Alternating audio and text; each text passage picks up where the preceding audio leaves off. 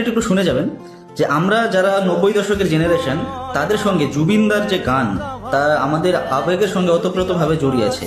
তাই আমি এবছরের পুজোর প্যান্ডেলের, প্রতিটা পুজোর প্যান্ডেলের সামনে জুবিনদার জন্য একটা করে শ্রদ্ধাঞ্জলি পয়েন্ট রাখা হয়, এটা আমি পশ্চিমবঙ্গের প্রতিটি পুজো কমিটির কাছে অনুরোধ রাখবো। এবং আমাদের জেনারেশন যারা আছেন তাদেরকে অনুরোধ রাখবো, আপনারা তাদের পুজো কমিটিকে জানান যে হ্যাঁ এটা করা দরকার। কারণ যে আমরাই সেই জেনারেশন যারা পুরোনো জিনিসগুলোকে, পুরোনো সংস্কৃতি, গান সবকিছুকে আগে নিয়ে যেতে পারবো এবং জীবিত রাখতে পারবো। কারণ নতুন জেনারেশন যারা, তারা জুবিনদা কে ভালোভাবে জানে না। তারা জুবিনদার গান হয়তো জানে, কিন্তু জুবিনদার কি কি করে গেছে সেটা জানে না। তাই আমি চাইবো এটার জন্য হয়। আর আপনারাও যদি চান যে হ্যাঁ এবার একটা শ্রদ্ধাঞ্জলি পয়েন্ট রাখা হোক, তাহলে অবশ্যই কমেন্ট করবেন যে হ্যাঁ অবশ্যই আমরা রাখবো।